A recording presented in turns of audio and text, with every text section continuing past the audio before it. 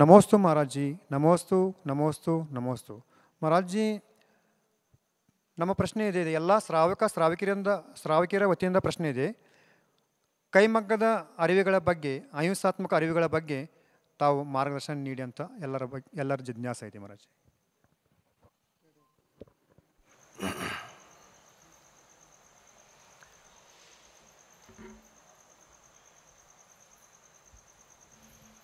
ಇವತ್ತಿನ ವೈಜ್ಞಾನಿಕ ಯುಗದಲ್ಲಿ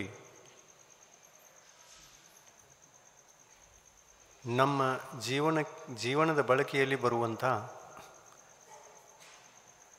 ಯಾವುದೇ ವಸ್ತುಗಳು, ಅವುಗಳ ಹಿನ್ನೆಲೆಯಲ್ಲಿ ಇರತಕ್ಕಂತಹ ತಯಾರಿಕೆಯ ಬಗ್ಗೆ ವಿಚಾರ ಮಾಡ್ತೀವಿ ಅಂತಂದರೆ,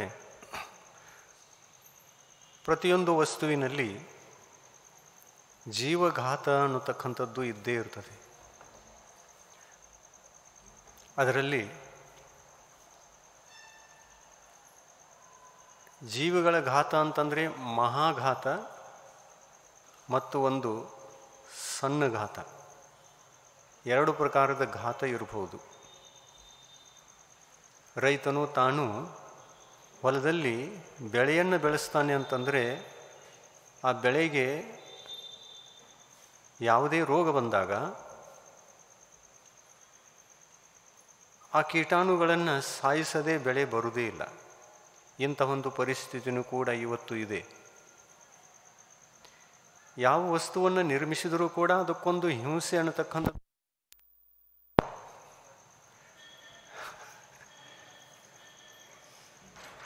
ಅನ್ನತಕ್ಕಂಥದ್ದು ನಿಶ್ಚಿತ ಇದ್ದೇ ಇರುತ್ತೆ.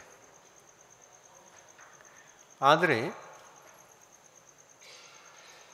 ಆ ಹಿಂಸೆ ಕೀಟಾಣುಗಳ ಹಿಂಸೆಯೋ ಅಥವಾ ಮಹಾಪ್ರಾಣಿಗಳ ಪಂಚೇಂದ್ರಿಯ ಪ್ರಾಣಿಗಳ ಹಿಂಸೆ ಯಾವುದು, ಎಂಥ ಹಿಂಸೆ ಅನ್ನೋದನ್ನು ವಿವೇಕವಂತರಾಗಿರ್ತಕ್ಕಂಥ ನಾವೆಲ್ಲ ಶ್ರಾವಕರು ಯೋಚನೆ ಮಾಡಬೇಕು. ಈಗ ನಮ್ಮ ಮೈ ಮೇಲೆ ಇರ್ತಕ್ಕಂತಹ ಬಟ್ಟೆಗಳು ಮಷೀನಿನಿಂದ ತಯಾರಾದಂಥ ಬಟ್ಟೆಗಳು. ಮಷೀನಿನ ಮೇಲೆ ಬಟ್ಟೆಗಳನ್ನು ತಯಾರಿಸಬೇಕು ಅಂತಂದರೆ ಅದರ ದಾರ ಹೇಗಿರಬೇಕು ಅನ್ನುವಂಥದ್ದು ಅತಿ ಮುಖ್ಯವಾಗಿರುತ್ತೆ. ಏಕೆಂದರೆ ಮಷೀನ ಬಟ್ಟೆಗಳನ್ನು ತಯಾರಿಸ್ತದೆ ಅಂತಂದರೆ ಅದಕ್ಕೆ ಸ್ಪೀಡ್ ಇರ್ತದೆ, ವೇಗ ಬಹಳ. ಆ ವೇಗದಿಂದ ದಾರ ಸರಿಯಾಗಿ ಕಟ್ ಆಗದೆ ಹೋಗಬೇಕು. ಆವಾಗ ಸ್ಪೀಡಿನಿಂದ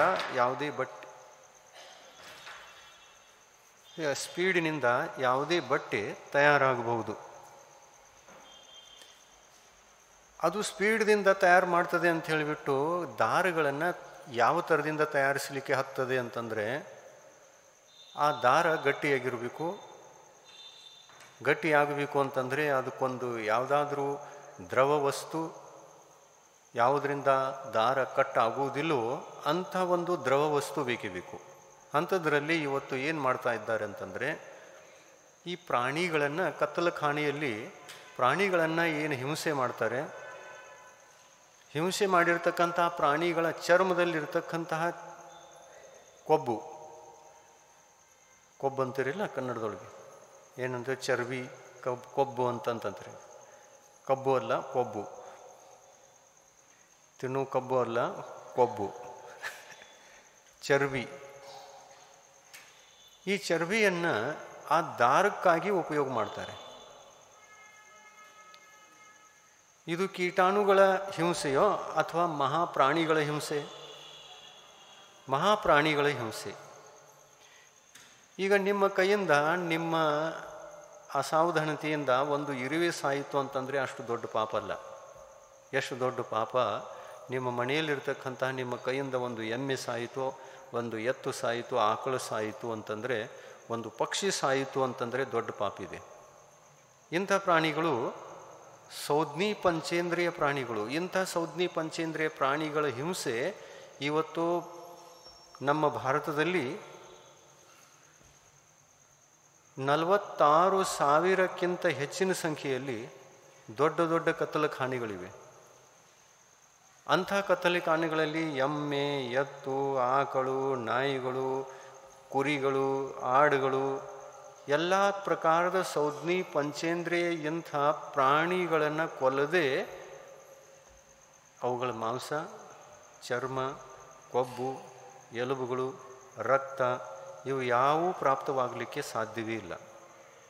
ಪ್ರಾಣಿಗಳನ್ನು ಕೊಂದು ಈ ವಸ್ತುಗಳನ್ನು ಪ್ರಾಪ್ತ ಮಾಡಿಕೊಂಡು ವಿವಿಧ ಪ್ರಕಾರದ ಕಂಪನಿಗಳಿಗೆ ಕಳಿಸ್ತಾರೆ. ಅದೇ ಥರ ಆ ಕಂಪನಿಗಳು ಆ ವಸ್ತುಗಳನ್ನು ಬಳಸಿಕೊಂಡು ಎಲ್ಲ ವಸ್ತುಗಳನ್ನು ತಯಾರು ಮಾಡ್ತಾರೆ. ಅದರಲ್ಲಿ ಕೆಲವೊಂದು ವಸ್ತುಗಳು ನಾವು ಉಡುವಂಥ ವಸ್ತುಗಳಾಗಿರ್ಬೋದು ಮತ್ತು ತಿನ್ನುವಂಥ ವಸ್ತುಗಳು ಕೂಡ ಇವೆ. ಉಣ್ಣುವ ವಸ್ತುಗಳನ್ನು ನಾವು ಬಳಸ್ಕೊಳ್ತೀವಿ ಅಂತಂದರೆ ಅದು ದೊಡ್ಡ ಮಹಾಪಾಪ. ನಾವು ಶಾಕಾಹಾರಿಗಳೇ ಅಲ್ಲ. ಇವತ್ತಿನ ಬಜಾರಿನಲ್ಲಿ ಬರ್ತಕ್ಕಂತಹ ಕೆಲವೊಂದು ವಸ್ತುಗಳು ಏನು, ಚಾಕ್ಲೇಟ್, ಬಿಸ್ಕಿಟ್. ಇವತ್ತು ಚಾಕ್ಲೇಟ್ ತ್ಯಾಗ ಮಾಡಿತದು ಸಣ್ಣ ಹುಡುಗಿ, ಮಹಾರಾಜರು ಚಾಕ್ಲೇಟ್ ತ್ಯಾಗ ಮಾಡ್ತೀನಿ ಅಂತ.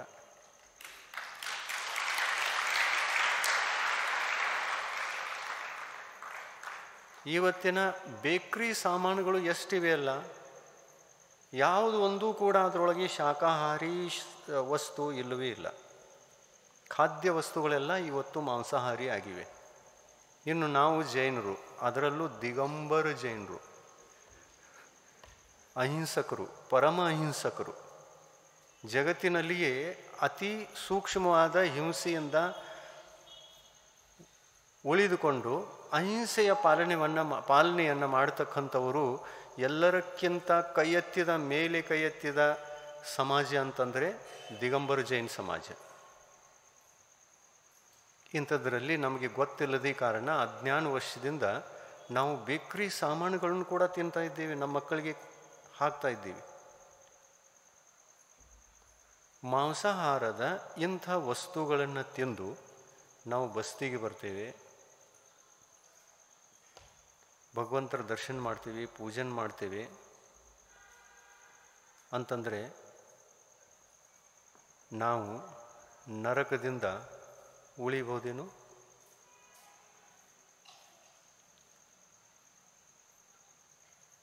ನರಕಕ್ಕೆ ಹೋಗಬಾರ್ದು, ನರಕದಂತಹ ಕರ್ಮ ನಮಗೆ ಕಟ್ಟಬಾರದು ಅನ್ನುವ ಉದ್ದೇಶದಿಂದ ನಾವು ಭಗವಂತರ ಭಕ್ತಿಯನ್ನು ಮಾಡ್ತೇವೆ.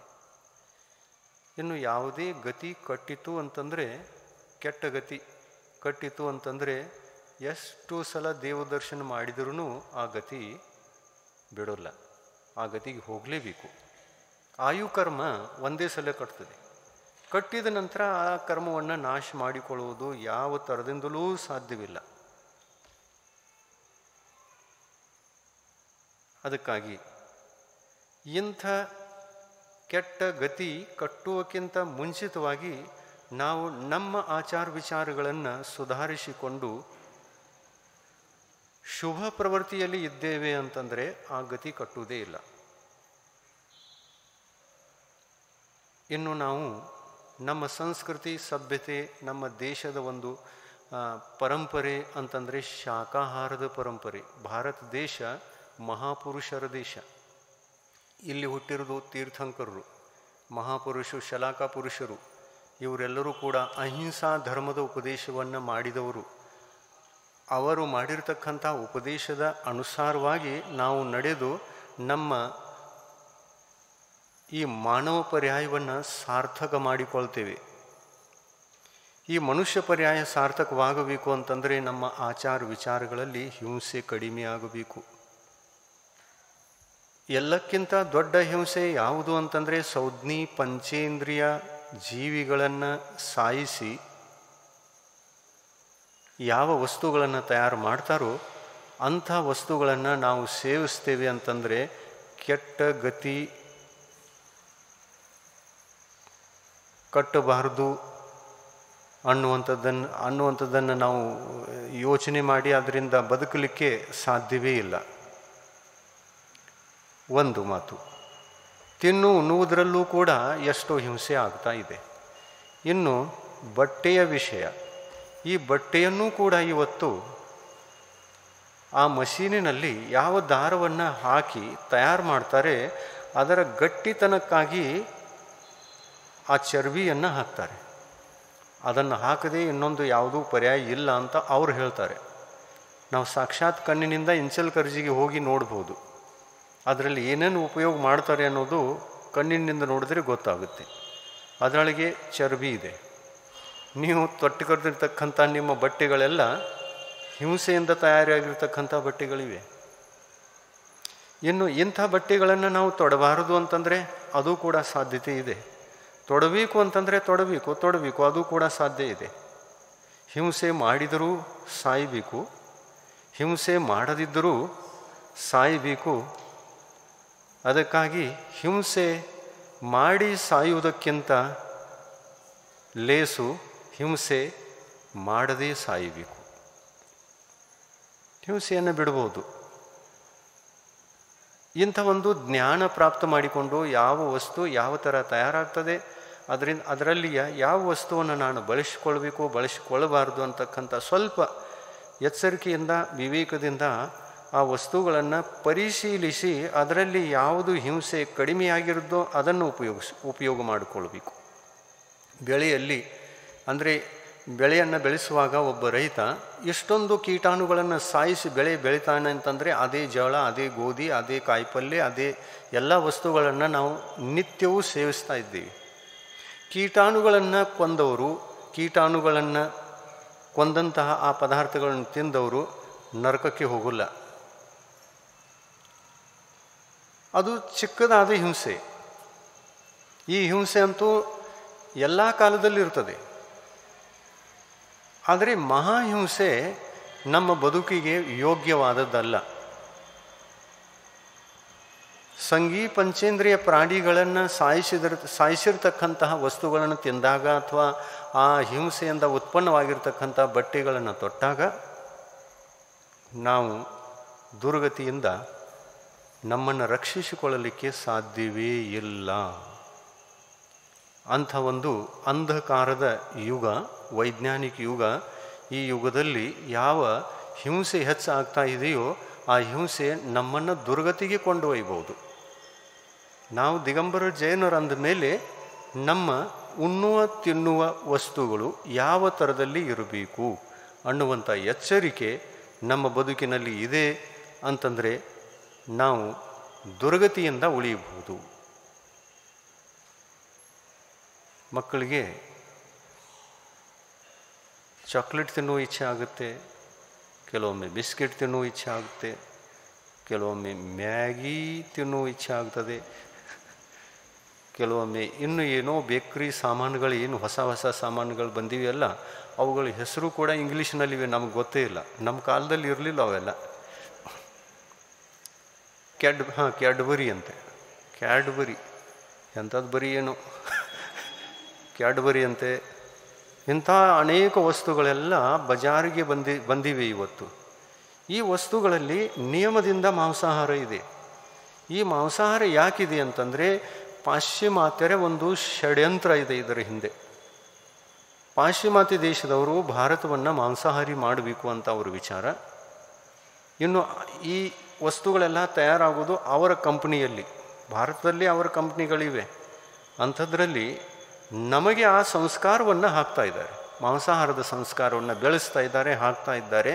ನಾವು ಪ್ರತಿಯೊಂದು ವಸ್ತುವಿನಲ್ಲಿ ಆ ಮಾಂಸವನ್ನು ತಿಂದು ಮಾಂಸಾಹಾರಿ ಆಗೇ ಆಗ್ತೀವಿ, ಆಗಬಾರ್ದಂದ್ರೂ ಆಗ್ತೀವಿ. ಅಂಥ ಪರಿಸ್ಥಿತಿಯನ್ನು ತಂದಿಟ್ಟಿದ್ದಾರೆ.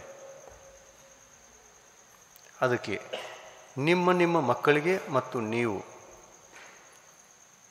ದುರ್ಗತಿಯಿಂದ ನಿಮ್ಮನ್ನು ನೀವು ರಕ್ಷಣೆ ಮಾಡಿಕೊಂಡು ಸದ್ಗತಿಗೆ ಹೋಗಬೇಕು ಅಂತ ಲಕ್ಷ್ಯ ಇತ್ತು ಅಂತಂದರೆ ಸ್ವಲ್ಪ ಉಣ್ಣುವ ತಿನ್ನುವ ಮತ್ತು ಉಡುವಂತಹ ವಸ್ತುಗಳಲ್ಲಿ ನೀವು ಎಚ್ಚರಿಕೆಯನ್ನು ವಹಿಸಿದ್ರಿ ಅಂತಂದರೆ ಬಹಳ ಒಳ್ಳೆಯದು, ಬಹಳ ಒಳ್ಳೆಯದು.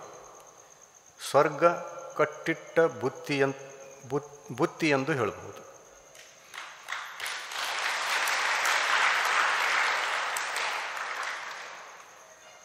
ಆದರೆ ಚಪ್ಪಾಳೆ ತಟ್ಟದಾಗ ಮಾತ್ರ ಕಟ್ಟಿಟ್ಟ ಬುತ್ತಿ ಆಗೋಲ್ಲ. ಅದನ್ನು ಇವತ್ತು ಇದೇ ಕ್ಷಣ ಇಲ್ಲಿಯೇ ಇಂಥ ವಸ್ತುಗಳನ್ನು ನಾವು ಬಳಸಿಕೊಳ್ಳುವುದಿಲ್ಲ ಅನ್ನುವಂಥ ಸಂಕಲ್ಪ ನಿಮ್ಮ ಬದುಕಿಗೆ ಬಂತು ಅಂತಂದರೆ ಕಟ್ಟಿಟ್ಟ ಬುತ್ತಿ ಅಂತ ತಿಳ್ಕೊಳ್ಳಿ. ನಮಗೆ ನರಕ ಹೋಗೋದಂತಂದರೆ ಬೇಡ, ತಿರ್ಯಂಚ ಗತಿಗೆ ಹೋಗೋದಂತಂದರೆ ಬೇಡ. ನರಕಕ್ಕೆ ಹೋಗೋದಿದ್ರೂ ತಿರ್ಯಂಚ ಗತಿಗೆ ಹೋಗಲೇಬೇಕು. ಯಾಕೆಂತಂದರೆ ನಾವು ಯಾವ ಪದಾರ್ಥಗಳನ್ನು ಸೇವಿಸ್ತಾ ಇದ್ದೇವೆ ಆ ಪದಾರ್ಥಗಳೆಲ್ಲ ತಿರ್ಯಂಚ ಗತಿಯ ಶರೀರದ ಮಾಂಸ, ಎಲುಬು, ರಕ್ತ, ಚರ್ವಿ. ಕೊಲ್ಲಾಪುರದಲ್ಲಿ ಒಂದು ಶಿಬಿರ ನಡೆದಿತ್ತು ನಮ್ಮದು ಇದೇ ಥರ. ಅದು 2007ರಲ್ಲಿ ಶಿಬಿರ ನಡೆದಾಗ ಮಧ್ಯದಲ್ಲಿ ಒಬ್ಬರು ಅಲ್ಲಿಯ ಜನರಲ್ ಪತ್ರಿಕೆ ಬರ್ತದೆಯಲ್ಲ, ದೈನಿಕ ಪತ್ರಿಕೆ, ಆ ಪತ್ರಿಕೆಯಲ್ಲಿ ತಂದು ನಮ್ಮ ಮುಂದೆ ಇಟ್ಟರು, ಇದನ್ನು ಓದಿಸಿದರು. ಮಹಾರಾಜರು ಈ ಥರ ಸಮಾಚಾರ ಇವತ್ತು ಪತ್ರಿಕೆಯಲ್ಲಿ ಬಂದಿದೆ ಅಂತ. ಅದರೊಳಗೆ ಏನು ಬಂದಿತ್ತು, ಈ ಬಿಸ್ಕೆಟ್ಗಳನ್ನು ತಯಾರು ಮಾಡ್ತಾರಲ್ಲ ಅದ್ರ ಬಗ್ಗೆ ಕೇಸ್ ಆಗಿಬಿಟ್ಟಿತ್ತು. ಆ ಕಂಪ್ನಿ ಮೇಲೆ ಕೇಸ್ ಹಾಕಿಬಿಟ್ಟಿದ್ರು.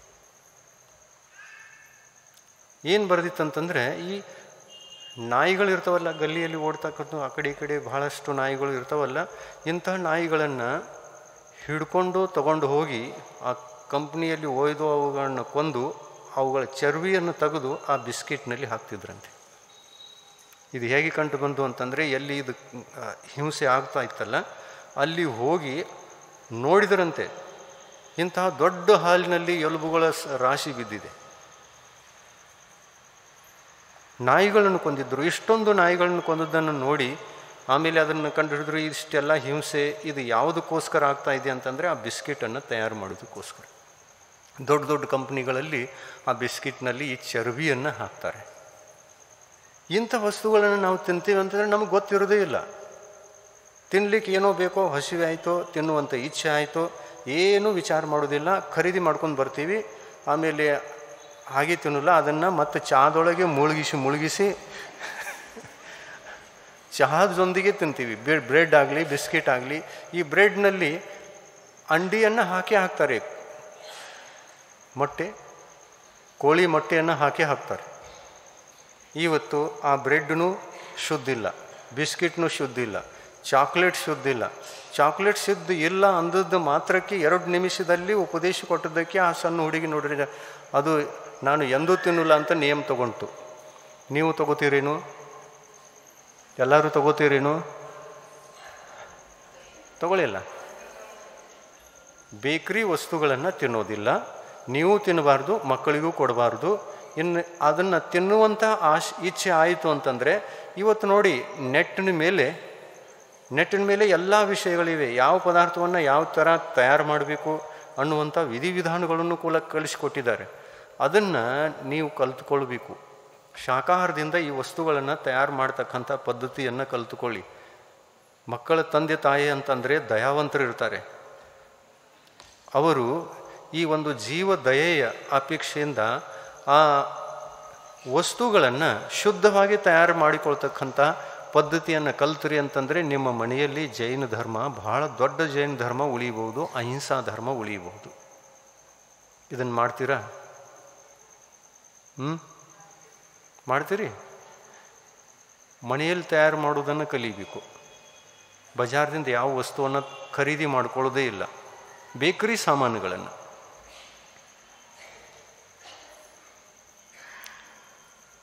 ನಾವು ಜೈನರು ಶಾಕಾಹಾರಿಗಳು ಅಥವಾ ಮಾಂಸಾಹಾರಿಗಳು? ಶಾಕಾಹಾರಿ. ನಾವು ಮನೆಯಲ್ಲಿ ತಯಾರು ಮಾಡ್ತಕ್ಕಂತಹ ಖಾದ್ಯ ಪದಾರ್ಥಗಳು, ಊಟದ ಸಾಮಗ್ರಿಗಳು, ಆಹಾರ ಪದಾರ್ಥಗಳು ಇವು ಶಾಕಾಹಾರಿಯೋ ಅಥವಾ ಮಾಂಸಾಹಾರ? ಇವೆಲ್ಲ ಶಾಕಾಹಾರಿ ಇರ್ತವೆ. ಆದರೆ ಬಜಾರಿನಲ್ಲಿ ಇವತ್ತು ಒಂದೂ ಯಾವ ವಸ್ತುವು ಕೂಡ ಶಾಕಾಹಾರಿ ಅನ್ನಿಸಿಕೊಳ್ತಕ್ಕಂಥದ್ದು ಇಲ್ಲವೇ ಇಲ್ಲ. ಇಂಥ ವಸ್ತುಗಳಿಂದ ದೂರ ಆಗಬೇಕು. ಮನೆಯಲ್ಲಿ ಒಂದು ಶಾಕಾಹಾರದ ಪದ್ಧತಿಯನ್ನು ಬೆಳೆಸಿಕೊಳ್ಳಬೇಕು. ಶಾಕಾಹಾರದ ಆಹಾರ ಪದಾರ್ಥಗಳು ನಿರ್ಮಿತವಾಗಬೇಕು. ಅವುಗಳನ್ನೇ ನಾವು ಮಕ್ಕಳಿಗೆ ಕೊಡಬೇಕು, ನಾವು ತಿನ್ನಬೇಕು. ಬಿಸ್ಕಿಟ್ ತಯಾರು ಮಾಡಿರಲ್ಲ, ನೀವು ಸಮಾಜದಲ್ಲಿ ಇಂಥ ಕೆಲವೊಂದು ಮಷೀನ್ಗಳನ್ನು ತಂದು ಹಾಕ್ರಿ, ಅದರೊಳಗೆ ಒಳ್ಳೆಯ ಶಾಕಾಹಾರದ ಬಿಸ್ಕಿಟ್ಗಳನ್ನು ತಯಾರು ಮಾಡ್ಬೋದು. ಮಧ್ಯಪ್ರದೇಶದಲ್ಲಿ ಆಚಾರ್ಯ ಶ್ರೀಗಳವರ ಉಪದೇಶದಿಂದ ಬಹಳ ಒಂದು ದೊಡ್ಡ ಪರಿವರ್ತನೆ ಆಗಿದೆ. ಇದನ್ನೆಲ್ಲ ನೋಡಿ ಕೇಳಿ ಆಚಾರ್ಯ ಶ್ರೀಗಳವರಿಗೆ ಬಹಳ ನೋವು ಉಂಟಾಯಿತು. ಇದೆಲ್ಲ ಜಗತ್ತಿನಲ್ಲಿ ನಡೀತಾ ಇದೆಯಲ್ಲ ಅಂತ. ಇದು ಜೈನ ಸಮಾಜ, ಅಹಿಂಸಾ ಸಮಾಜ. ಅಹಿಂಸಾ ಸಮಾಜಕ್ಕೆ ಇಷ್ಟೊಂದು ದೊಡ್ಡ ಕಲಂಕ ಸಮಾಜದಲ್ಲಿ ಬರ್ತಾ ಇದೆ, ಇದು ಹಬ್ಬಿಕೊಳ್ತಾ ಇದೆ ಅಂದಮೇಲೆ ಇದಕ್ಕೊಂದು ಏನಾದರೂ ಮಾಡಲೇಬೇಕು ಅಂತ ಹೇಳಿ ಉಪದೇಶ ಮಾಡಿದರು. ಏನು ಮಾಡಿದರು? ಮನೆ ಮನೆಗೂ ಈ ಪದಾರ್ಥಗಳನ್ನು ತಯಾರು ಮಾಡತಕ್ಕಂತಹ ವಿಧಿವಿಧಾನಗಳನ್ನು ನೀವು ಕಲಿತುಕೊಳ್ಳಿ ಅಂತಂದಾಗ ಜನ ಅದಕ್ಕೆ ಬೆಲೆ ಕೊಟ್ಟರು, ತಯಾರು ಮಾಡಲಿಕ್ಕೆ ಶುರು ಮಾಡಿದರು. ಇವತ್ತು ಯಾರು ತಯಾರು ಮಾಡೋಲ್ಲ ಅಂಥವ್ರು ತಯಾರು ಮಾಡಲಿಕ್ಕೆ ಬರೋದು, ಎಲ್ಲರೂ ತಯಾರು ಮಾಡ್ತಾರೆ, ಮಾಡಲಿಕ್ಕೆ ಬರ್ತದೆ ಅಂತೇನು ಹೇಳೋಕ್ಕಾಗೋಲ್ಲ. ಆದರೆ ಯಾರಿಗೆ ಬರೋದಿಲ್ಲಲ್ಲ ಖರೀದಿ ಮಾಡ್ತಕ್ಕಂಥ, ಯಾರಿಗೆ ಕೆಲವೊಬ್ಬರಿಗೆ ಟೈಮ್ ಇರೋದಿಲ್ಲ, ಸಮಯವೇ ಇಲ್ಲ ಅಷ್ಟೆಲ್ಲ ಮಾಡಬೇಕು ಅಂತಂದರೆ. ಇನ್ನು ಯಾರಿಗೆ ಟೈಮ್ ಇಲ್ಲ ಅಂಥವರಿಗೆ ಅಲ್ಲಿ ಏನು ಒಂದು ವ್ಯವಸ್ಥೆ ಮಾಡಿದ್ದಾರೆ ಅಂತಂದರೆ, ಹೆಚ್ಚಿನ ಪ್ರಮಾಣದಲ್ಲಿ ಅವುಗಳನ್ನು ತಯಾರು ಮಾಡಿ ಅದರ ಅಂಗಡಿಯನ್ನು ಹಾಕೋದು. ನಮ್ಮ ಸಮಾಜದವರು ಅಂಗಡಿಯನ್ನು ಹಾಕಿದ್ದಾರೆ. ಎಲ್ಲಿ? ದೇವಸ್ಥಾನಕ್ಕೆ ಬೆಳಗ್ಗೆ ಎದ್ದು ಎಲ್ಲರೂ ದರ್ಶನಕ್ಕಾಗಿ ಬಂದು ಭಗವಂತರ ದರ್ಶನ ಮಾಡಿ ಮಂದಿರದ ಹೊರಗೆ ಬಿದ್ದ ನಂತರ ಬೆಳಗಿನ ಜಾವದಲ್ಲಿ ಅಲ್ಲೆಲ್ಲ ಅಂಗಡಿಗಳು ಕಾಣ್ತವೆ, ಬೇಕರಿ ಸಾಮಾನುಗಳದ್ದು. ಅಹಿಂಸೆಯಿಂದ ತಯಾರು ಮಾಡಿರ್ತಕ್ಕಂತಹ ಸಾಮಾನುಗಳನ್ನು ಇಟ್ಟಿರ್ತಾರೆ. ಹೋಗುವಾಗ, ಮನೆಗೆ ಹೋಗುವಾಗ ಆ ಸಾಮಾನುಗಳನ್ನು ಖರೀದಿ ಮಾಡ್ಕೊಂಡು ಹೋಗ್ತಾರೆ, ತಮ್ಮ ಮಕ್ಕಳಿಗೂ ಕೊಡ್ತಾರೆ, ತಾವು ತಿಂತಾರೆ. ಬ್ರೆಡ್ ಆಗಲಿ, ಬಿಸ್ಕಿಟ್ ಆಗಲಿ, ಇಂಥ ಎಲ್ಲ ಸಣ್ಣ ಸಣ್ಣ ವಸ್ತುಗಳನ್ನು ತಯಾರು ಮಾಡುವಂಥ ಪದ್ಧತಿಯನ್ನು ಕಲಿತು ಅಂಗಡಿ ಹಾಕ್ತಾರೆ ಅಲ್ಲಿ. ಇಲ್ಲಿ ದಕ್ಷಿಣದಲ್ಲಿ ಇದು ಇನ್ನೂ ಆಗಿಲ್ಲ ಪರಿವರ್ತನೆ. ಇದು ಆಗಬೇಕು. ನೀವು ಕೂಡ ನಿಮ್ಮ ಮನೆಗೆ ಈ ವಸ್ತುಗಳನ್ನು ತಯಾರು ಮಾಡ್ತಕ್ಕಂಥ ಪದ್ಧತಿಯನ್ನು ಕಲ್ತ್ರಿ ಮತ್ತು ಹೆಚ್ಚಿನ ಪ್ರಮಾಣದಲ್ಲಿ ಅದನ್ನು ತಯಾರಿಸ್ತೀರಿ ಅಂತಂದರೆ ನೀವು ಅಂಗಡಿಯಲ್ಲಿ ಹಾಕಿ ಅದನ್ನು ಪ್ರಚಾರ ಮಾಡಿ ಅಹಿಂಸಾದ ಪ್ರಚಾರಕರಾಗಬೇಕು. ಅಹಿಂಸಾ ಖಾದ್ಯ ವಸ್ತುಗಳನ್ನು ನೀವು ತಯಾರು ಮಾಡಿ ಇದನ್ನು ಪ್ರಚಾರ ಮಾಡ್ತೀರಿ ಅಂತಂದರೆ ನಿಜವಾಗಲೂ ನೀವು ಜೈನ ಧರ್ಮದ ರಕ್ಷಕರು, ತೀರ್ಥಂಕರ ಉಪದೇಶದಂತೆ ನಡೆಯುವವರು ಮತ್ತು ನಿಮ್ಮ ಕಲ್ಯಾಣವನ್ನು ಮತ್ತು ಜಗತ್ತಿನ ಕಲ್ಯಾಣವನ್ನು ಮಾಡುವಂಥವರಾಗಬಹುದು.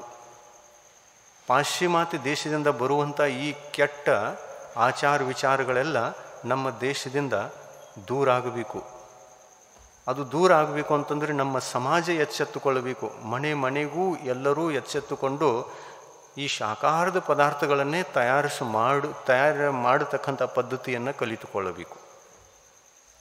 ಎಷ್ಟು ಮಾಡ್ತೀರಾ? ಇಷ್ಟನ್ನು ಮಾಡಿ. ಇನ್ನು ಬಟ್ಟೆಯ ಪ್ರಶ್ನೆ. ಈ ಬಟ್ಟೆ ಅಂತಕ್ಕಂಥದ್ದು ಕೂಡ ಇವತ್ತು ಮಾಂಸಾಹಾರಿ ಆಯಿತು. ಈ ದಾರುಗಳು ಕೂಡ ಮಾಂಸಾಹಾರದಿಂದ ಪ್ರಭಾವಿತ ಇವತ್ತು. ಮೊದಲೇನಿತ್ತು? ಭಾರತದಲ್ಲಿ ಕೈಯಿಂದ ತಯಾರಾಗಿರ್ತಕ್ಕಂಥ ಬಟ್ಟೆಗಳನ್ನು ತೊಡ್ತಿದ್ರು. ಇವತ್ತು ಕೂಡ ಆ ವಿದ್ಯೆ, ಕೈಯಿಂದ ತಯಾರು ಮಾಡ್ತಕ್ಕಂಥ ಬಟ್ಟೆಗಳನ್ನು ತಯಾರು ಮಾಡ್ತಕ್ಕಂಥ ವಿದ್ಯೆ ಇವತ್ತು ಇದೆ. ಗಾಂಧೀಜಿಯವರು ನೋಡಿ ಏನು ಮಾಡ್ತಿದ್ರು? ಚರ್ಕಾದಿಂದ ದಾರ ತಯಾರು ಮಾಡ್ತಿದ್ರು. ತಮಗಾಗಿ, ತಮ್ಮ ಶರೀರಕ್ಕಾಗಿ ಎಷ್ಟು ಬಟ್ಟೆಗಳು ಬೇಕೋ ಅವರು ತಮ್ಮ ಕೈಯಿಂದ ತಯಾರು ಮಾಡಿ ತಾವು ಹಾಕೋತಿದ್ರು. ಇಂಥ ದೇಶದ ಪ್ರಮುಖ ನಾಯಕ, ಸ್ವತಂತ್ರತೆಯನ್ನು ಕೊಡಲಿಕ್ಕೆ ಕಾರಣವಾಗಿರ್ತಕ್ಕಂಥ ಗಾಂಧೀಜಿ ಅವರ ಜೀವನ ಎಷ್ಟು ಸಿಂಪಲ್ ಇತ್ತು, ಎಷ್ಟು ಅಹಿಂಸಕ್ಕಾಗಿತ್ತು. ಅದೇ ಅಹಿಂಸಾ ಪದ್ಧತಿ ನಮ್ಮಲ್ಲಿಯೂ ಕೂಡ ಬರಬೇಕು. ನಾವು ಕೈಯಿಂದ ಮಾಡಿದ ಬಟ್ಟೆಗಳನ್ನು ಧರಿಸ್ತೇವೆ ಅಂತಂದರೆ ಅದು ಅತೀ ಉತ್ತಮ.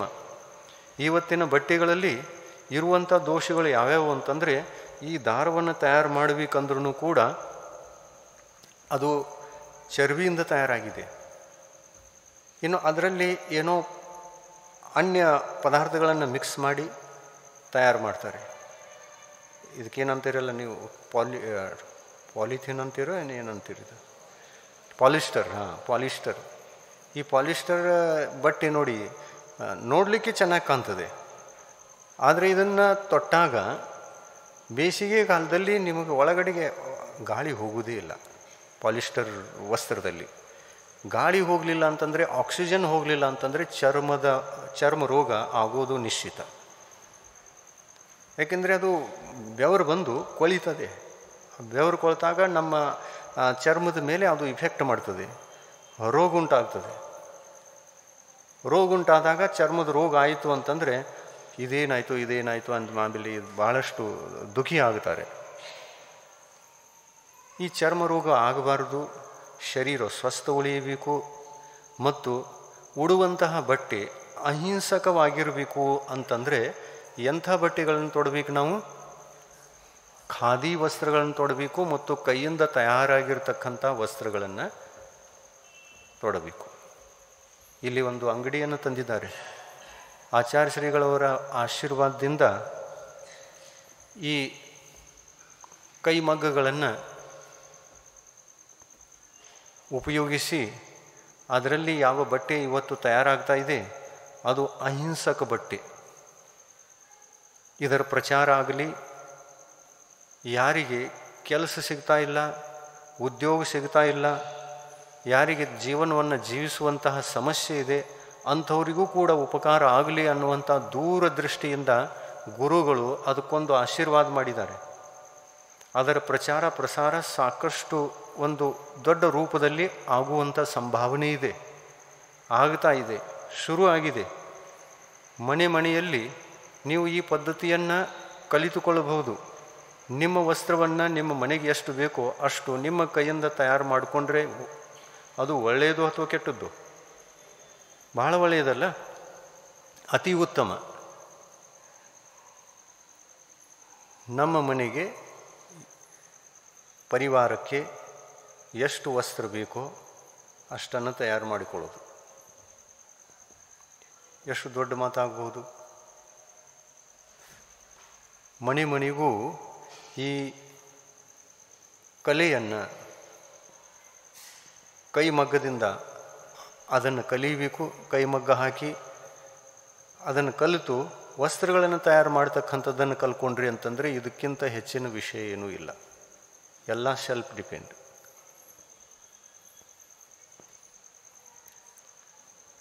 ಯಾವ ಥರ ತಿನ್ನು ಉಣ್ಣುವಂಥ ವಸ್ತುಗಳನ್ನು ನಿಮ್ಮ ಕೈಯಿಂದ ಮಾಡ್ಕೋತಿರಲ್ಲ, ಹಾಗೆ ಬಟ್ಟೆಯನ್ನು ಕೂಡ ಕೈಯಿಂದ ಮಾಡ್ಕೊಳ್ಳೋದು ಎಷ್ಟು ಒಳ್ಳೆಯದು. ಅದು ಮಾಡೋಣ, ನಂತರದ ಕೆಲಸ. ಆದರೆ ಇವತ್ತಿನ ಕೆಲಸ ಏನು ಅಂತಂದರೆ, ನೀವು ತೊಡುವಂಥ ಈ ವಸ್ತ್ರಗಳನ್ನಾದರೂ ಉಪಯೋಗ ಮಾಡೋದನ್ನು ಕಮ್ಮಿ ಮಾಡಿಕೊಳ್ಳಿ. ಯಾಕಂದರೆ ಇದರೊಳಗೆ ಹಿಂಸೆ ಇದ್ದೇ ಇದೆ, ಪಂಚೇಂದ್ರಿಯ ಜೀವಿಗಳ ಹಿಂಸೆ ಇದೆ. ಇನ್ನು ಇದು ಶರೀರಕ್ಕೆ ಯೋಗ್ಯನೂ ಅಲ್ಲ, ಆರೋಗ್ಯಕ್ಕೆ ಯೋಗ್ಯವಾಗಿರ್ತಕ್ಕಂಥ ವಸ್ತ್ರ ಅಲ್ಲ ಇದು. ಯೋಗ್ಯವಾಗಿರ್ತಕ್ಕಂಥ ವಸ್ತ್ರ ಖಾದಿ ವಸ್ತ್ರ. ಖಾದಿ ವಸ್ತ್ರ ಏನಾಗ್ತದೆ, ಅದರಲ್ಲಿ ಗಾಳಿ ಆಡುತ್ತೆ, ಆಕ್ಸಿಜನ್ ಒಳಗೂ ಹೋಗ್ತದೆ, ಹೊರಗೂ ಬರ್ತದೆ. ಆಮೇಲೆ ಬೆವರು ಬಂತು ಅಂತಂದರೆ ಆ ಖಾದಿ ವಸ್ತ್ರ ಬೆವರನ್ನೆಲ್ಲ ಇಂಗಿಸ್ಕೊಳ್ತದೆ. ಅದಕ್ಕಾಗಿ ಆ ವಸ್ತ್ರವನ್ನು ಉಟ್ಟಿತ್ತು ಅಂತಂದರೆ ನಿಮಗೆ ಚರ್ಮ ರೋಗಗಳು ಎಂದೂ ಆಗಲಿಕ್ಕೆ ಸಾಧ್ಯವೇ ಇಲ್ಲ. ಇದನ್ನೇ ಹೇಳಿದರು. ಇವತ್ತು ನಮಗೂ ಹೇಳಿ ಅಂತ ನಮಗೆ ಪ್ರಶ್ನೆಯನ್ನು ಮಾಡಿದಿರಿ. ಆದರೆ ಈ ಪ್ರಶ್ನೆಗೆ ನಾವು ಉತ್ತರ ಅಷ್ಟೇ ಕೊಡೋಲ್ಲ, ಮತ್ತು ನೀವು ಉತ್ತರವನ್ನು ಕೇಳಿ ಹಾಗೆ ಕೂತ್ಕೊಳ್ಳೋದಂತಲ್ಲ, ಇದನ್ನು ಬಳಕೆಯಲ್ಲಿ ತಂದುಕೊಳ್ಬೇಕು. ಮನೆ ಮನೆಗೆ ಎಲ್ಲರೂ ಖಾದಿ ವಸ್ತ್ರಗಳನ್ನು ಉಪಯೋಗಿಸಿಕೊಳ್ಳಬೇಕು ಅನ್ನತಕ್ಕಂಥ ಪದ್ಧತಿಯನ್ನು ಬೆಳೆಸ್ಕೊಳ್ಳಿ. ಒಂದು ಜೋಡಿ ಖಾದಿ ವಸ್ತ್ರ ಖರೀದಿ ಮಾಡಿದ್ರಿ ಅಂತಂದರೆ, ಈಗೇನು ಗುರುಗಳು ಪ್ರೇರಣೆ ಮಾಡಿದಾರಲ್ಲ, ಆ ವಸ್ತ್ರಗಳನ್ನು ನಾವು ನಮ್ಮ ಸಮಾಜದವರು ನಾವೇ ಬಳಸಿಕೊಳ್ಳಲಿಕ್ಕೆ ಶುರು ಮಾಡ್ತೀವಿ ಅಂತಂದರೆ ಈ ಖಾದಿ ವಸ್ತ್ರ ತಯಾರಿಕೆಯ ಕಾರ್ಯ ಇನ್ನೂ ತೇಜ್ಗತಿಯಿಂದ ಮುಂದುವರಿಯಬಹುದು. ಅದಕ್ಕೆ ಒಂದು ವಸ್ತ್ರನ ಖರೀದಿ ಮಾಡಿಕೊಳ್ಳಿ. ಇಲ್ಲಿ ಅಂಗಡಿ ಹಾಕಿದ್ದಾರೆ, ಇಲ್ಲಿ ವಸ್ತ್ರದ ಒಂದು ವಸ್ತ್ರ ನಿಮಗೆ ಯಾವುದು ಬೇಕೋ ಅದನ್ನು ಖರೀದಿ ಮಾಡ್ಕೊಳ್ಬೋದು. ಮಾಡ್ಕೊಳ್ತೀರಲ್ಲ, ಇಷ್ಟು ಮೊದಲು ಶುರು ಮಾಡಿರಿ. ಆಮೇಲೆ ಈ ಪದ್ಧತಿಯನ್ನು, ಈ ಕಲೆಯನ್ನು ನೀವು ಕಲಿತುಕೊಳ್ಳಲಿಕ್ಕೆ ಪ್ರಯತ್ನ ಪಡಿ. ಇದರಿಂದ ಎಲ್ಲ ಒಳ್ಳೆಯದಾಗುತ್ತೆ. ಇನ್ನು ಮುಂದಿನ ಪ್ರಶ್ನೆ.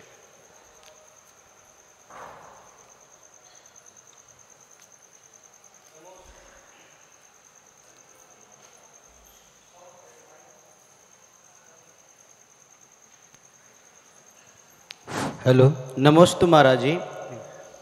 ಮಾನಸ್ತಂಭ ಎಂಬ ಪದದ ಅರ್ಥವೇನು?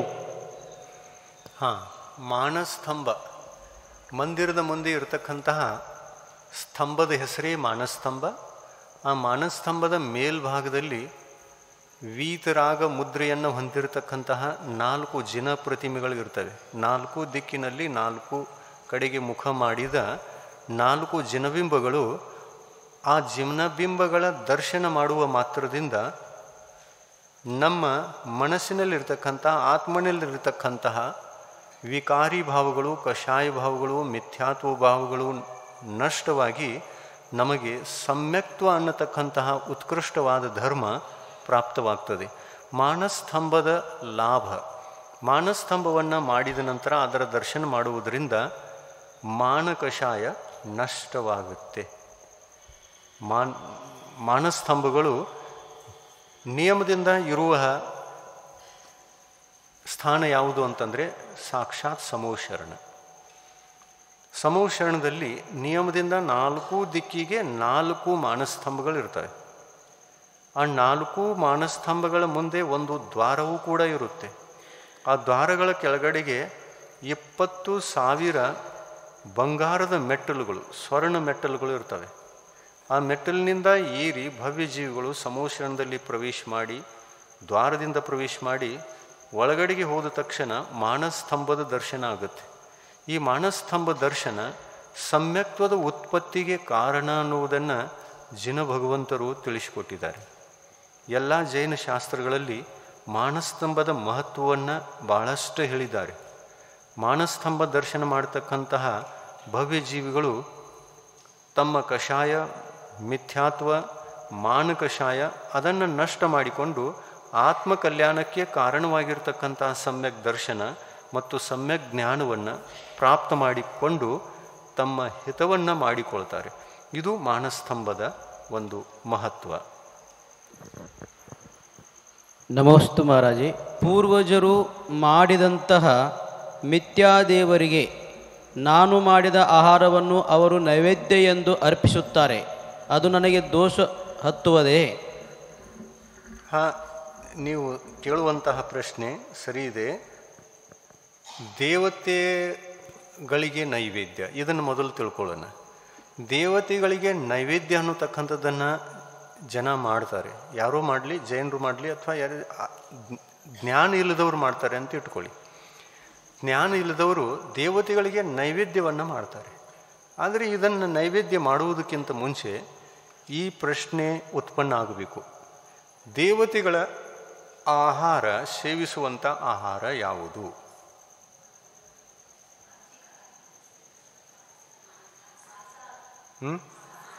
ಕೆಲವೊಬ್ಬರಿಗೆ ಗೊತ್ತಿದೆ ಅಷ್ಟೇ, ಬಹುಸಂಖ್ಯಕ ಯಾವ ಜನರಿಗೂ ಇದು ಗೊತ್ತಿಲ್ಲ. ದೇವತೆಗಳ ಮುಖ್ಯ ಆಹಾರ ಯಾವುದು ಅಂತಂದರೆ ಮಾನಸಾಹಾರ. ಅದನ್ನು ಮಾಂಸಾಹಾರ ಅಂತ ಅನ್ಬೇಡಿ,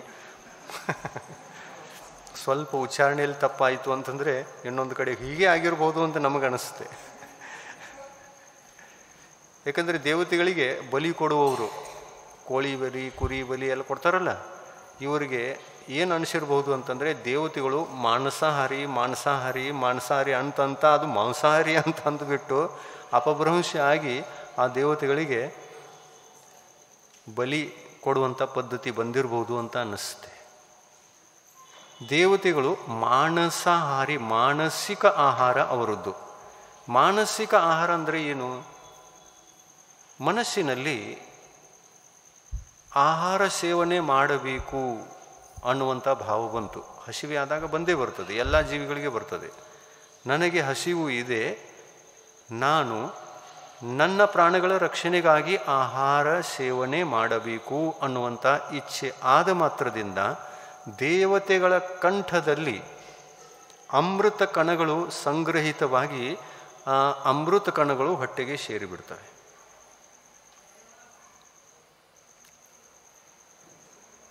ದೇವತೆಗಳ ಆಹಾರ ಯಾವುದು? ಮಾನಸಾಹಾರ. ಮಾನಸ ಅಂದರೆ ಮನಸ್ಸಿನಲ್ಲಿ ಆಹಾರ ಮಾಡತಕ್ಕಂಥ ಇಚ್ಛೆ ಬಂದ ಮಾತ್ರಕ್ಕೆ ಅವರ ಕಂಠಿನಲ್ಲಿ ಏನು ತಯಾರಾಗ್ತದೆ? ಅಮೃತ. ಅಮೃತ ತಯಾರಾಗ್ತದೆ. ದೇವತೆಗಳ ಆಹಾರ ಅಂದರೆ ಅಮೃತ. ಆ ಅಮೃತವನ್ನು ಸೇವಿಸುವಂತಹ ಇಚ್ಛೆ ಆದಾಗ ಅವರಿಗೆ ಮಾಂಸಾಹಾರ ಅಂತಲೇ ಅಂದರು. ದೇವತೆಗಳು ನಾವು ಸೇವಿಸುವಂತಹ ಆಹಾರವನ್ನು ಸೇವಿಸುವುದೇ ಇಲ್ಲ. ಆಮೇಲೆ ನಮ್ಮ ಆಹಾರ ಅವರ ನೈವೇದ್ಯವಾಗಬೇಕು ಅಂತಂದರೆ ಇದು ಯಾವ ಥರದಿಂದ ಸಂಭವ? ಯಾರೂ ಸೇವಿಸುವುದೇ ಇಲ್ಲ ನೈವೇದ್ಯ. ಅದಕ್ಕಾಗಿ ದೇವತೆಗಳಿಗೆ ನೈವೇದ್ಯ ಕೊಡೋದು ಅಂತಂದರೆ ಇದೊಂದು ದೊಡ್ಡ ಮೂಢ ನಂಬಿಕೆ ಇದ್ದಂತೆ. ದೇವತೆಗಳು ನಮ್ಮ ಆಹಾರವನ್ನು ಸೇವಿಸುವುದಿಲ್ಲ. ಯಾಕೆಂದರೆ ನಾವು ಸೇವಿಸುವಂಥ ಆಹಾರ ಇದು ಅಮೃತ ಆಹಾರ ಅಲ್ಲ, ಇದು ಕವಲಾಹಾರ. ನೋಡಿ, ಜಗತ್ತಿನಲ್ಲಿ ಎಲ್ಲ ಪ್ರಕಾರದ ಜೀವಿಗಳಿವೆ. ದೇವತೆಗಳಿಗೆ ಮಾಂಸಾಹಾರ, ನಮಗೆ ಕೌಲಾಹಾರ, ಪಕ್ಷಿಗಳಿಗೆ ಓಜಾಹಾರ, ವನಸ್ಪತಿ ಗಿಡ ಮರಗಳಿಗೆ ಲೇಪಾಹಾರ. ಭಗವಂತರು ಏನು ಹೇಳಿದ್ದಾರೆ ಅಂತಂದರೆ, ವನಸ್ಪತಿಗಳಿಗೆ ಲೇಪಾಹಾರ. ಲೇಪ ಅಂದರೆ ಆಹಾರದ ಲೇಪ. ಎಲ್ಲಿ ಬೇಕಾದರೂ ಸಂಪೂರ್ಣ ಗಿಡಕ್ಕೆ ನೀರನ್ನು ಹಾಯಿಸ್ತೇವೆ ಅಂದಮೇಲೆ ಅದೇ ಅದಕ್ಕೆ ಆಹಾರ. ಎಲ್ಲ ತನ್ನ ಮೈಯಿಂದ ಅದು ಆಹಾರವನ್ನು ಸೇವನೆ ಮಾಡುತ್ತೆ. ಕೆಳಗೆ ಬಿಟ್ಟರೂ ಸೇವನೆ ಮಾಡ್ತದೆ, ಮೇಲೆ ಬಿಟ್ಟರೂ ಸೇವನೆ ಮಾಡುತ್ತೆ. ಕೆಲವೊಂದು ವನಸ್ಪತಿಗಳು ನೀವು ಬೇರಿನಲ್ಲಿ ನೀರನ್ನು ಆಹಾರವನ್ನು ಕುಡಿದಿದ್ದರೂ ಕೂಡ ಅವು ರಾತ್ರಿಯಲ್ಲಿ ಇರ್ತಕ್ಕಂತಹ ಈ ಆರ್ದ್ರ ವಾತಾವರಣ ಇರ್ತದೆಯಲ್ಲ, ಹಸಿಯಾಗಿರ್ತಕ್ಕಂಥ ತಂಪಾದ ಗಾಳಿ, ಆ ತಂಪಾದ ಗಾಳಿಯಲ್ಲಿ ನೀರು ಕೂಡ ಎದ್ದಿರ್ತದೆ. ಬಾಷ್ಪವಾಗಿ ಬರುವಂತಹ ನೀರು, ಅದರೊಳಗೆ ನೀರಿನ ಕಣಗಳು ಇರ್ತವೆ. ಕೆಲವೊಂದು ಗಿಡಗಳು ಎಷ್ಟು ಬೇರಿದ್ದರೂ ಕೂಡ ಕೆಲವೊಂದು ಕಡೆಗೆ ನೋಡಿರಿ, ಇಂಥ ಸಿಮೆಂಟ್ ಇದೆ, ಅಲ್ಲಿ ಒಂದು ಹನಿನೂ ನೀರು ಇರೋಲ್ಲ, ಆದರೆ ಅಲ್ಲಿ ಬೀಜ ನಾಟಿರ್ತದೆ, ತಪ್ಪಲು ಹತ್ತವೆ, ಆ ಗಿಡ ದೊಡ್ಡದಾಗ್ತದೆ.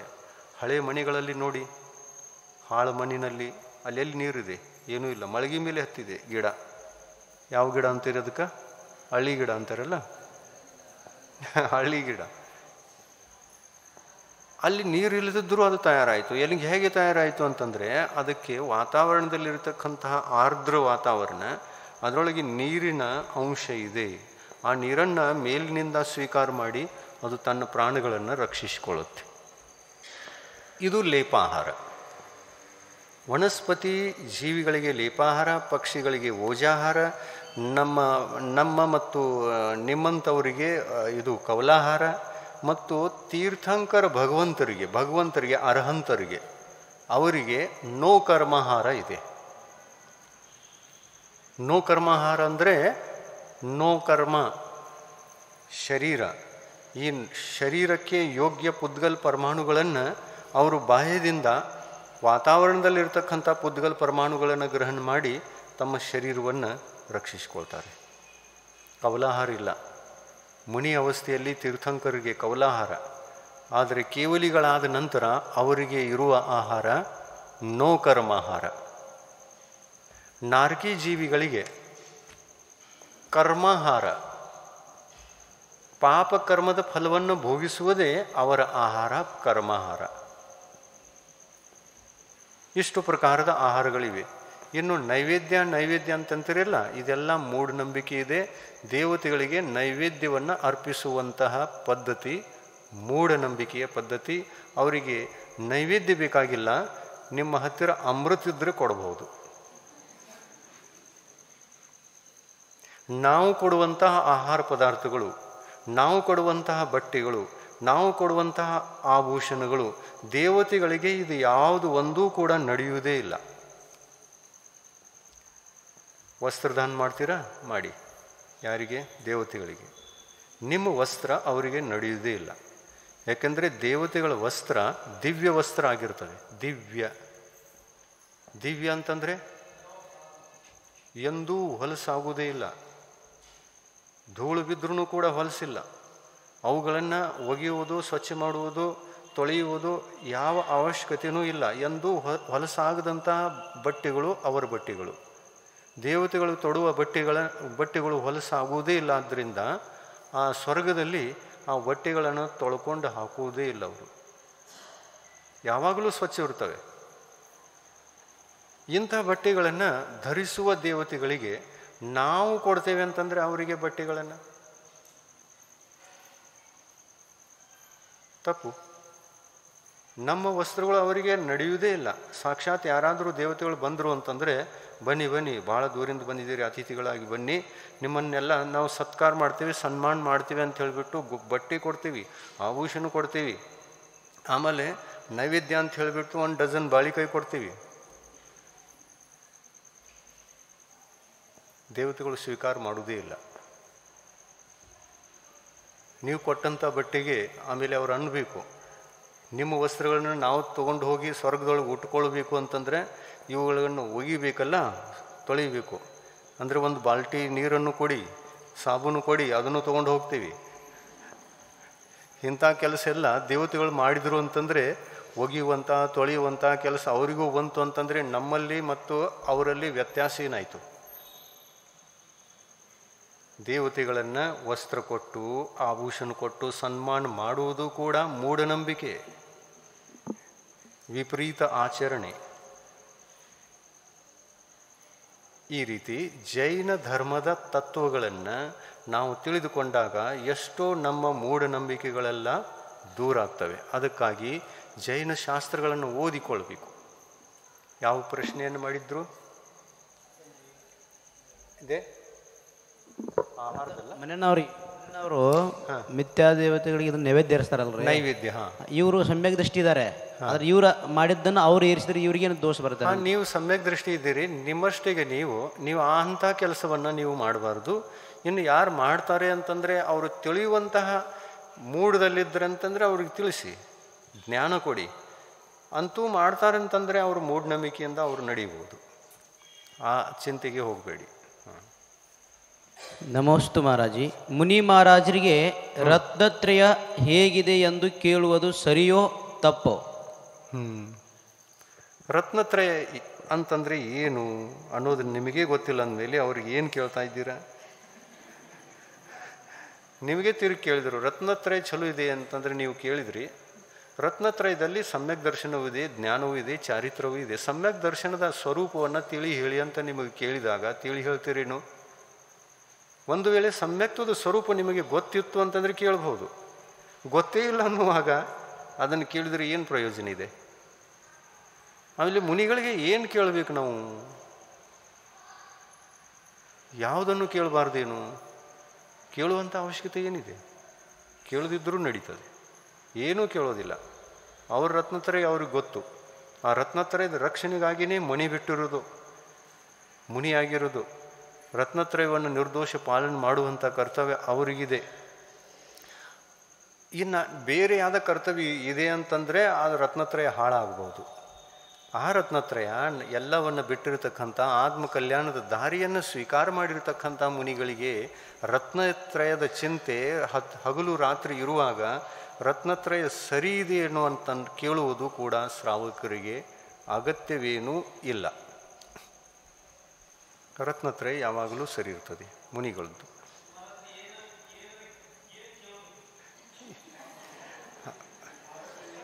ಇನ್ನು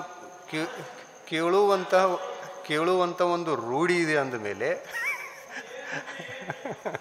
ಆ ರೂಢಿಯನ್ನು ಅದನ್ನು ಹಾಗೆ ಮುಂದುವರಿಸ್ಕೊಂಡು ಹೋಗೋದಿದೆ ಅಂದಮೇಲೆ ಏನಾದರೂ ಕೇಳಲೇಬೇಕಲ್ಲ. ಏನು ಕೇಳೋದು?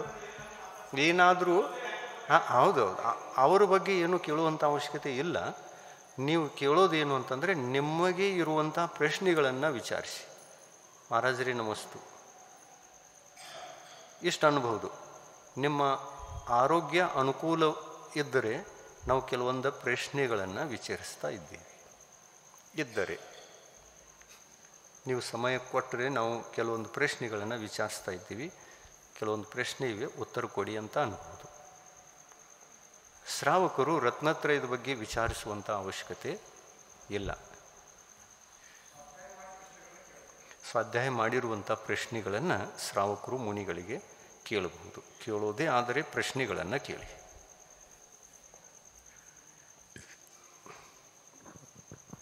ನಮೋಸ್ತು ಮಹಾರಾಜಿ.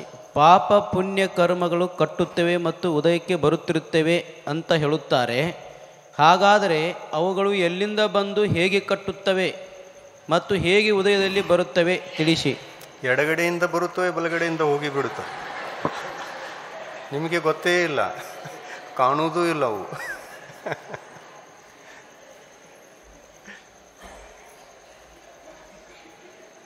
ಕರ್ಮಗಳು ಹೇಗೆ ಕಟ್ಟುತ್ತವೆ? ಒಳ್ಳೆಯ ಪ್ರಶ್ನೆ.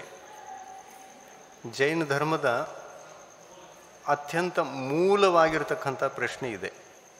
ಯಾಕೆಂದರೆ ಕರ್ಮ ಬಂಧನದಿಂದ ಮುಕ್ತವಾಗದೆ ಜೀವನಿಗೆ ಮೋಕ್ಷ ಇಲ್ಲವೇ ಇಲ್ಲ. ಕರ್ಮಗಳು ಎರಡು ಪ್ರಕಾರ, ಪಾಪಕರ್ಮ ಮತ್ತು ಪುಣ್ಯಕರ್ಮ. ಈ ಪಾಪ ಪುಣ್ಯ ಅನ್ನುವಂಥ ಎರಡು ಕರ್ಮಗಳಲ್ಲಿ ಪಾಪ ಕರ್ಮ ಎಂಥ ಭಾವಗಳನ್ನು ಮಾಡಿದಾಗ ಕಟ್ತದೆ ಇದು ಗೊತ್ತಿದೆ ನಿಮಗೆ, ಹೇಳುವಂಥ ಅವಶ್ಯಕತೆ ಇಲ್ಲ. ಪುಣ್ಯಕರ್ಮ ಎಂಥ ಭಾವಗಳನ್ನು ಇಟ್ಟುಕೊಂಡಾಗ ಕಟ್ತದೆ ಅದು ಗೊತ್ತಿದೆ, ಇದನ್ನು ಹೇಳುವಂಥ ಅವಶ್ಯಕತೆ ಇಲ್ಲ. ಕರ್ಮ ಅಂದರೆ ಏನು ಅದನ್ನು ಮೊದಲು ತಿಳ್ಕೊಳ್ಳಿ, ಅದು ಗೊತ್ತಿಲ್ಲ. ಕರ್ಮ ಅಂತಂದರೆ ಈ ಜಗತ್ತಿನಲ್ಲಿ ಎಷ್ಟೋ ಪ್ರಕಾರದ ವೆರೈಟಿ, ನಾನಾ ಪ್ರಕಾರದ ಪುದ್ಗಲ ಪರಮಾಣುಗಳಿವೆ. ಆ ಪುದ್ಗಲ ಪರಮಾಣುಗಳಲ್ಲಿ ಶರೀರಕ್ಕೆ ಬೇಕಾಗುವಂತಹ ಪುದ್ಗಲ್ ಪರಮಾಣು, ಶರೀರದ ನಿರ್ಮಾಣಕ್ಕೆ ಬೇಕಾಗಿರುವಂಥ ಪುದ್ಗಲ್ ಪರಮಾಣುಗಳು ಬೇರೆ. ಇದು ನಮ್ಮ ಶರೀರ ಔದಾರಿಕ ಶರೀರ. ತಿರ್ಯಂಚ ಜೀವಿಗಳ ಶರೀರವೂ ಕೂಡ ಔದಾರಿಕ. ದೇವತೆಗಳ ಶರೀರ ಅದು ಕೂಡ ಔದಾರಿಕ. ನಾರ್ಕಿ ಜೀವಿಗಳ ಶರೀರ ಅದು ಔದಾರಿಕ, ವೈಕರಿಕ. ದೇವತೆ ಮತ್ತು ನಾರ್ಕಿ ಜೀವಿಗಳ ಶರೀರ ವೈಕರಿಕ. ತಿರ್ಯಂಚ ಮನುಷ್ಯರ ಶರೀರ ಔದಾರಿಕ. ಇನ್ನು ವೈಕರಿಕ ಶರೀರಕ್ಕೆ ಬೇಕಾಗುವಂಥ ಪುದ್ಗಲ್ ಪರಮಾಣುಗಳು ಅವು ವೈಕರಿಕವೇ ಆಗಿರಬೇಕು. ಅದರಿಂದ ವೈಕರಿಕ ಶರೀರ ತಯಾರಾಗುತ್ತೆ. ಅದು ದೇವತೆಗಳು ತಯಾರು ಮಾಡ್ಕೊಳ್ತಾರೆ ತಮ್ಮ ಶರೀರವನ್ನು. ನಾವು ಔದಾರಿಕ ವರ್ಗಣೆಗಳನ್ನು, ಔದಾರಿಕ ಪುದ್ಗಲ ಪರಮಾಣುಗಳಿಂದ ತಯಾರಾಗಿರ್ತಕ್ಕಂತಹ ವರ್ಗಣೆ ಅಂತಂದರೆ ಏನು, ಅನೇಕ ಪರಮಾಣುಗಳಿಂದ ಕೂಡಿರುವಂತಹ ಪರಮಾಣುಗಳ ಸಮುದಾಯಕ್ಕೆ ವರ್ಗಣೆ ಅಂತಂತಾರೆ. ಅಂಥ ಔದಾರಿಕ ವರ್ಗಣೆಗಳನ್ನು ಸ್ವೀಕಾರ ಮಾಡಿದಾಗ ನಮ್ಮ ಶರೀರ ತಯಾರಾಗುತ್ತೆ. ವೈಕರಿಕ ವರ್ಗಣೆಗಳಿಂದ ದೇವತೆಗಳ ಶರೀರ ತಯಾರಾಗುತ್ತೆ. ನಾರ್ಕಿ ಜೀವಿಗಳ ಶರೀರವೂ ಕೂಡ ತಯಾರಾಗ್ತದೆ. ತಿರ್ಯಂಚ ಪ್ರಾಣಿಗಳ ಶರೀರ ಔದಾರಿಕ ವರ್ಗಣೆಗಳನ್ನು ಗ್ರಹಣ ಮಾಡಿದಾಗ ತಯಾರಾಗುತ್ತೆ. ಅದೇ ಥರ ಯಾವ ಥರದಿಂದ ಶರೀರಕ್ಕೆ ಬೇಕಾಗುವಂತಹ ಪುದ್ಗಲ ವರ್ಗಣೆಗಳು ಬೇರೆಯಾಗಿವೆಯೋ ಅದೇ ಥರ ಕರ್ಮ ಶರೀರ ತಯಾರಾಗಬೇಕು ಅಂತಂದರೆ ಆ ಪುದ್ಗಲ ವರ್ಗಣೆಗಳೇ ಬೇರೆ. ಆ ಜಾತಿಯ ವರ್ಗಣೆಗಳು ಎಷ್ಟು ಸೂಕ್ಷ್ಮ ಇವೆ ಅಂದರೆ ಅವುಗಳಿಗೆ ಅಂತಿಮ ಸೂಕ್ಷ್ಮತೆ ಇದೆ. 5 ಪ್ರಕಾರದ ಶರೀರಗಳನ್ನು ಹೇಳಿದ್ದಾರೆ ಶಾಸ್ತ್ರದಲ್ಲಿ: ಔದಾರಿಕ, ವೈಕರಿಕ, ಆಹಾರಕ, ತೈಜಸ ಮತ್ತು ಕಾರಮಣ. ನೋಡಿ, ಕೊನೆಯಲ್ಲಿ ಬಂತು ಹೆಸರು. ಔದಾರಿಕ ಶರೀರಕ್ಕಿಂತ ಸೂಕ್ಷ್ಮವಾದ ಪರಮಾಣುಗಳು ವೈಕರಿಕ ಶರೀರ ಪರಮಾಣುಗಳಿಗಿದೆ. ಇನ್ನು ಇದಕ್ಕಿಂತ ಅಸಂಖ್ಯಾತ ಗುಣಿತ ಸೂಕ್ಷ್ಮತೆ ಈ ಆಹಾರಕ ಶರೀರಗಳಿಗಿದೆ. ಇದಕ್ಕಿಂತ ಸೂಕ್ಷ್ಮ ತೈಜಸ್ ಶರೀರಕ್ಕಿದೆ. ತೈಜಸ್ ಶರೀರಕ್ಕಿಂತ ಸೂಕ್ಷ್ಮ ಪುದ್ಗಲ್ ಪರಮಾಣುಗಳು ಕಾರ್ಮಣ ವರ್ಗಣೆಗಳಿಗಿದೆ. ಅಂಥ ಪುದ್ಗಲ ಪರಮಾಣುಗಳನ್ನು, ಕಾರ್ಮಣ ಪುದ್ಗಲ್ ಪರಮಾಣುಗಳನ್ನು ಗ್ರಹಣೆ ಮಾಡಿ ನಾವು ಕರ್ಮದ ರೂಪದಲ್ಲಿ ಕನ್ವರ್ಟ್ ಮಾಡ್ಕೊಳ್ತೇವೆ. ಯಾವ ಥರ ಅಂತಂದರೆ, ಕೆಟ್ಟ ಭಾವಗಳು ಇದ್ದಾಗ ಆ ಪುದ್ಗಲ್ ಕರ್ಮಗಳು ಬಂದು ಅವು ನಮಗೆ ಕೆಟ್ಟ ಫಲವನ್ನು ಕೊಡ್ತಕ್ಕಂತಹ ಶಕ್ತಿಯನ್ನು ಹೊಂದಿ ನಮ್ಮ ಆತ್ಮ ಪ್ರದೇಶದ ಮೇಲೆ, ಆತ್ಮ ಪ್ರದೇಶದಲ್ಲಿ ಸೇರಿಕೊಂಡು ನೀರು ಮತ್ತು ಹಾಲಿನಂತೆ ಬೆರೆತು ಹೋಗಿ, ಆತ್ಮ ಪ್ರದೇಶಗಳಲ್ಲಿ ಬೆರೆತು ಹೋಗಿ ಅವು ನಮಗೆ ಕೆಟ್ಟ ಫಲವನ್ನು ಕೊಡ್ತಕ್ಕಂತಹ ಶಕ್ತಿಯನ್ನು ಹೊಂದಿರ್ತವೆ. ಇವುಗಳಿಗೆ ನಾವು ಕರ್ಮ ಅಂತೀವಿ. ಎಲ್ಲಿವರೆಗೆ ನಾವು ಅವುಗಳನ್ನು ಕಟ್ಟಿಕೊಳ್ಳುವುದಿಲ್ಲವೋ ಅಲ್ಲಿ ತನಕ ಅವುಗಳಿಗೆ ಕಾರ್ಮಣ ವರ್ಗಣ ಅಂತೀವಿ. ಅವೆಲ್ಲ ಪುದ್ಗಲ್ ಪರಮಾಣುಗಳು. ಯಾವ ಥರದಿಂದ ಧೂಳಿ ಕಣಗಳಿವೆ ಅಲ್ಲ, ಧೂಳು ಆ ಧೂಳಿನಂತೆ ಇರುವಂಥ ಅತ್ಯಂತ ಸೂಕ್ಷ್ಮ ಕಣಗಳವು. ಕಣ್ಣಿಗೆ ಕಾಣುವಂಥವುಗಳಲ್ಲ ಇವೆ, ಕಣ್ಣಿಗೆ ಕಾಣುವುದಿಲ್ಲ. ಅಷ್ಟು ಸೂಕ್ಷ್ಮ ಪುದ್ಗಲ್ ಪರಮಾಣುಗಳಿವೆ. ಅವು ನಮ್ಮ ಭಾವಕ್ಕೆ, ನಮ್ಮ ಭಾವಗಳ ಪ್ರಭಾವದಿಂದ ಅವು ಕನ್ವರ್ಟ್ ಆಗ್ತವೆ. ಕನ್ವರ್ಟ್ ಆಗಿಬಿಟ್ಟು ನಮ್ಮ ಆತ್ಮ ಪ್ರದೇಶಗಳಲ್ಲಿ ಸೇರಿಕೊಂಡು ಏಕಮೇಕ ಆಗಿಬಿಟ್ಟು ಅವುಗಳ ಸಮಯ ಬಂದ ನಂತರ, ಅವುಗಳ ಕಾಲ ಬಂದ ನಂತರ, ಫಲ ಕೊಡುವ ಸಮಯ ಬಂತು ಅಂತಂದರೆ ಉದಯಕ್ಕೆ ಬಂದು ಅವು ನಮಗೆ ಕೆಟ್ಟ ಫಲವನ್ನು ಕೊಟ್ಟು ದುಃಖಿ ಮಾಡಿ ಹೋಗ್ತವೆ. ಆತ್ಮ ಪ್ರದೇಶದಿಂದ ಹೊರಟು ಹೋಗ್ತವೆ, ನಮಗೆ ಕೆಟ್ಟು ಮಾಡಿ ಹೋಗ್ತವೆ, ನಮ್ಮ ಜೀವನಕ್ಕೆ ದುಃಖವನ್ನು ಕೊಟ್ಟು ಹೋಗ್ತವೆ. ಅಂತಹ ಪುದ್ಗಲ ಪರಮಾಣುಗಳಿಗೆ ಪಾಪ ಕರ್ಮ ಅಂತ ನಾವು ಕರಿತೀವಿ. ಈ ಪುದ್ಗಲ ಪರಮಾಣುಗಳನ್ನು ಪಾಪ ರೂಪದಲ್ಲಿ ಕನ್ವರ್ಟ್ ಮಾಡಿದವರು, ಪರಿವರ್ತನೆ ಮಾಡಿದವರು ಯಾರು ಅಂತಂದರೆ ನಾವೇ. ನಮ್ಮ ಕೆಟ್ಟ ಮನಸ್ಸಿನಿಂದ, ಕೆಟ್ಟ ಆಚಾರ ವಿಚಾರಗಳಿಂದ ಆ ಕರ್ಮಗಳನ್ನು ನಾವು ಪಾಪ ರೂಪದಲ್ಲಿ ಕನ್ವರ್ಟ್ ಮಾಡ್ಕೊಳ್ತೀವಿ. ಇನ್ನು ಒಳ್ಳೆಯ ಭಾವನೆಯಿಂದ ಅವೇ ಕರ್ಮಗಳು ನಮಗೆ ಕಟ್ಟುವಾಗ ನಮಗೆ ಒಳ್ಳೆಯ ಸುಖವನ್ನು ಕೊಟ್ಟು ಹೋಗ್ತಕ್ಕಂತಹ ಶಕ್ತಿ ಅವುಗಳಲ್ಲಿ ಬರ್ತದೆ. ಆವಾಗ ನಾವು ಆ ಕರ್ಮಗಳನ್ನು ಕಟ್ಟಿಕೊಂಡು ನಾವು ಸುಖಿ ಆಗ್ತಿರ್ತೀವಿ. ಇಂಥ ಒಂದು ಯಾವ ಪುದ್ಗಲ ದ್ರವ್ಯದಲ್ಲಿ ಶಕ್ತಿ ಇದೆಯೋ ಅಂಥ ಶಕ್ತಿಯುಳ್ಳ ಅತ್ಯಂತ ಸೂಕ್ಷ್ಮ ಪುದ್ಗಲ ಪರಮಾಣುಗಳಿಗೆ ಕರ್ಮ ಅಂತ ಕರೆದಿದ್ದಾರೆ. ಈ ಕರ್ಮಗಳನ್ನೇ ನಷ್ಟ ಮಾಡಿ ಎಲ್ಲ ತೀರ್ಥಂಕರರು ಮುಕ್ತಿಯನ್ನು ಪಡೆದಿದ್ದಾರೆ. ಒಂದೂ ಕರ್ಮ ಉಳಿಯಲಿಲ್ಲ, ಯಾವ ಕರ್ಮನೂ ಕೂಡ ನಮ್ಮ ಆತ್ಮನ ಪ್ರದೇಶಗಳ ಮೇಲೆ ಉಳಿಯಲಿಲ್ಲ ಅಂತಂದರೆ ನಮ್ಮ ಆತ್ಮ ಶರೀರವನ್ನು ಕರ್ಮಗಳನ್ನು ತ್ಯಾಗ ಮಾಡಿ ಸಿದ್ಧ ಪರಮೇಷ್ಠಿ ಆಗುತ್ತದೆ. ಆಯಿತು.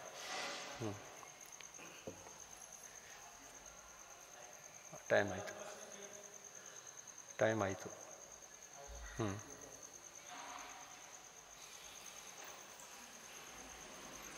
प्रभु देव तुम्हारे पवित्र मुख से निसृत जो शीतल वाणी, जग जन मन के मल को धोती, अतः कहाती जिन वाणी। जयवंतो माँ जग में तब तक जब तक सूरज चांद रहे, शीश नवाते कर्म हरो माँ, अब तक हम विषयांद रहे, अब हम ना विषयांद रहे। जिनवानी माता की जय।